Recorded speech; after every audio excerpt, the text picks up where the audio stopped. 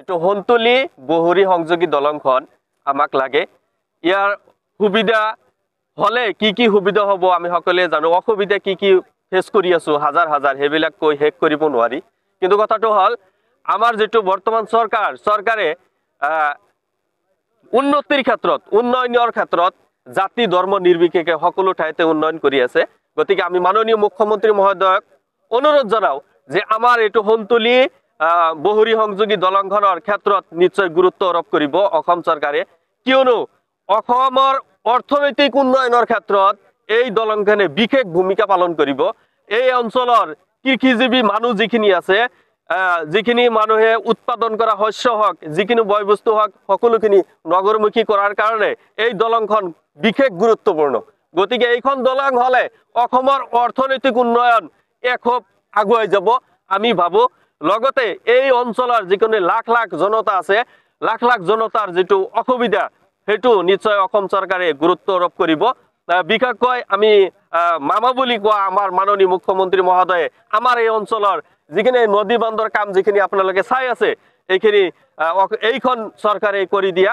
গতিকে এইখন চৰকাৰে উন্নয়নৰ ক্ষেত্ৰত কোনো আগপিছ নাচায়, জাতি ধৰ্ম নাচায়। গতিকে আমাৰ এই অঞ্চলত এখন দলং নিৰ্মাণ কৰি অসমত এটা মানে ভাল এটা বাতাবৰণৰ আহ্বান কৰিব বুলি আমি ভাবো। আৰু আমাৰ এই অঞ্চলৰ যিখিনি জনতা আছে, সকলো জনতাই আমি আহ্বান জনাইছো অতি সোনকালে এই দলংখন নিৰ্মাণৰ ক্ষেত্ৰত চৰকাৰে নিশ্চয় আগবাঢ়ি আহিব। এইখিনি ক'ব লগা। যাতায়াত ব্যৱস্থা হৈছে উন্নয়নৰ প্ৰথম বস্তু, আৰু বিশেষকৈ বৰপেটা আৰু কামৰূপ জিলাৰ মাজত যাতায়াতৰ ক্ষেত্ৰত এটা দীৰ্ঘদিনীয়া সমস্যা। ইয়াতে ভুটভুটি নাৱেৰে বিপদসংকুলভাৱে যাতায়াত কৰিবলগীয়া হয়, আৰু এই সমস্যাটো আচলতে দীৰ্ঘদিনীয়া সমস্যা। ইয়াৰ সমাধানৰ কাৰণে বিভিন্ন সময়ে বিভিন্ন ধৰণৰ মাত মাতা হৈছে যদিও সংগঠিতভাৱে এতিয়ালৈকে দলং নিৰ্মাণৰ দাবী উত্থাপন কৰা হোৱা নাছিল। আৰু চৰ্চাপুৰী যুৱ ঐক্য মঞ্চৰ উদ্যোগত প্ৰথমবাৰ আজি আমি ৰাজহুৱা সভা অনুষ্ঠিত কৰি দলং নিৰ্মাণ কমিটি গঠন কৰাৰ এটা প্ৰস্তাৱ লোৱা হৈছে যে আমাৰ এই বৰপেটা আৰু কামৰূপ জিলাৰ মাজৰ যোগাযোগ ব্যৱস্থা উন্নত কৰাৰ কাৰণে দলং নিৰ্মাণৰ যি দাবী এয়া বৃহৎভাৱে কৰা হ'ব। আৰু আগন্তুক দিনত যিহেতু মুখ্যমন্ত্ৰী ডাঙৰীয়াই কৈছে যে জিলাই জিলাই দলং নিৰ্মাণ কৰা হ'ব ব্ৰহ্মপুত্ৰত, নিশ্চিতভাৱে আমাৰ দাবীৰ প্ৰতি সঁহাৰি জনাই মুখ্যমন্ত্ৰী ডাঙৰীয়াই হন্তলি আৰু বহুৰীৰ মাজত এখন দলং নিৰ্মাণ কৰিব। এইটো আশা আমাৰ আছে, কাৰণ মুখ্যমন্ত্ৰী ডাঙৰীয়াৰ এটা মন আছে অসমখন উন্নয়নৰ কাৰণে যি চেষ্টা তেখেতে ৰাখিছে। গতিকে সেই আশাৰ ওপৰত ভৰসা ৰাখি আমি চৰ্চাপুৰী যুৱ ঐক্য মঞ্চই আগবাঢ়ি গৈ আছোঁ। দ্বিতীয়টো কথা হ'ল যে এই হন্তলি আৰু বহুৰীৰ মাজত দলং এই কাৰণেই লাগে যে অৰ্থনৈতিকভাৱে হওক, শৈক্ষিকভাৱে হওক, স্বাস্থ্যৰ ক্ষেত্ৰতে হওক, যদি উন্নতি আমি বিচাৰোঁ তেতিয়াহ'লে আমাৰ ইয়াত দলং লাগিবই। সেই দলঙৰ ন্যায্য দাবীৰেই আজিৰ এই সভাখন প্ৰথম সভাখন আমি অনুষ্ঠিত কৰিছোঁ। আমি আগন্তুক দিনত যি নিৰ্মাণ কমিটি গঠন কৰিম, আৰু এই নিৰ্মাণ কমিটিৰ জৰিয়তেই আমি সাংসদ, বিধায়ক, মুখ্যমন্ত্ৰী হওক বা নীতিন গাডকাৰী ডাঙৰীয়ালৈও হওক আমি যোগাযোগ কৰাৰ কাৰণে ব্যৱস্থা কৰিম। আমি স্মাৰক পত্ৰ প্ৰদানৰ ব্যৱস্থা কৰিম। লগতে আমি যিমানখিনি পাৰোঁ যি ধৰণৰ পদক্ষেপ ল'ব লাগে দলং নিৰ্মাণৰ ক্ষেত্ৰত, দলং নিৰ্মাণৰ দাবীৰ ক্ষেত্ৰত যেনেকৈ ধৰণৰ পদক্ষেপ ল'ব লাগে প্ৰত্যেকটো পদক্ষেপ আমাৰ নিৰ্মাণ সমিতিয়ে ল'ব বুলি আমি আশা ৰাখিছোঁ। আৰু এই ক্ষেত্ৰত মই প্ৰথমে আমাৰ বক সমষ্টিৰ বিধায়িকা মাননীয় নন্দিতা দাস ডাঙৰীয়াক ধন্যবাদ জনাব লাগিব। তেখেতে কেইবাবাৰো বিধানসভাত দলং নিৰ্মাণৰ দাবী উত্থাপন কৰি আহিছে। তাৰ লগতে আমি ধন্যবাদ দিব লাগিব আমাৰ প্ৰাক্তন সাংসদ আব্দুল খালেক ডাঙৰীয়া, তেখেতেও সংসদতো এই বিষয়ে উত্থাপন কৰি আহিছে। ইতিমধ্যে আমাৰ কেন্দ্ৰীয় মন্ত্ৰী নীতিন গাডকাৰী ডাঙৰীয়াও দলঙৰ নিৰ্মাণৰ ক্ষেত্ৰত তেখেতেও ইতিমধ্যে গম পাইছে তাতে দলং লাগে বুলি। গতিকে আমিও আগন্তুক দিনত যিকোনো ধৰণৰ প্ৰচেষ্টা, যিকোনো ধৰণৰ পদক্ষেপ আমি ল'বলৈ সাজু আছোঁ। নিশ্চিতভাৱে আজি যিটো কাৰ্যসূচী ৰূপায়ণ কৰা হৈছে যে আমাৰ দলং লাগে, বহুৰী সংযোজী আৰু হন্তলি সংযোজী দলংখন হ'লে আমাৰ এই দুয়োখন সমষ্টিৰ ৰাইজৰ যথেষ্টখিনি উন্নতি সাধন হ'ব। সেই পৰিপ্ৰেক্ষিতত মই ক'ব বিচাৰিছোঁ যে আমাৰ এই দুয়োটা সমষ্টিৰ যিবিলাক স্কুলীয়া ছাত্ৰ ছাত্ৰী আছে তেওঁলোকৰ যাতায়াত ব্যৱস্থা খুবেই সুগম, যাতায়াত ব্যৱস্থা সচল নহয়।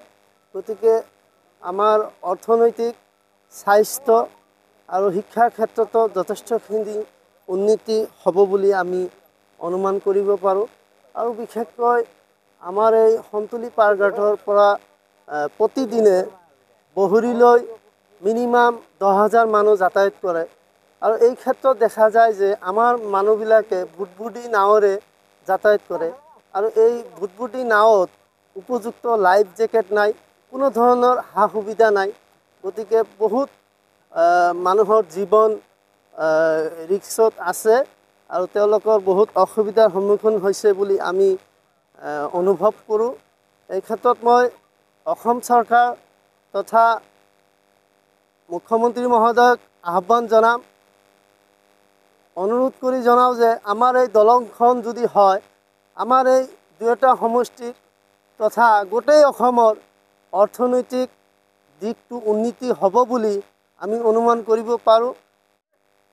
সন্তলী বহৰী পাৰঘাটত যে পকী দলং নিৰ্মাণৰ যি দাবী, এই দাবী আমাৰ দীৰ্ঘদিনীয়া আৰু এই দলংটো আমাৰ খুবেই প্ৰয়োজনীয় এটা জ্বলন্ত সমস্যা হিচাপে পৰিগণিত হৈ আছে।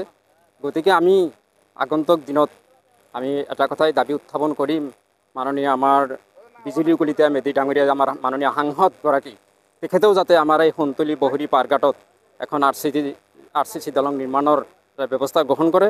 লগতে আমাৰ মাননীয় মুখ্যমন্ত্ৰী তেখেতৰ এই কাৰ্যকালতেই আমি আশা কৰিম যে এই সন্তলী বহৰী পাৰঘাটত এখন RCC দলঙৰ নিৰ্মাণৰ শুভাৰম্ভ হ'ব বুলি আমাৰ এটা আশা আছে। গতিকে আগন্তুক দিনত আমি এই দলং নিৰ্মাণৰ দাবী যিটো জনমত আৰু এই দাবী অব্যাহত ৰাখিম বুলি আজিৰ এই সভাত আমাৰ দৃঢ় প্ৰতিজ্ঞা কৰা হৈছে। ধন্যবাদ। জয় আমিনুল। হ'ব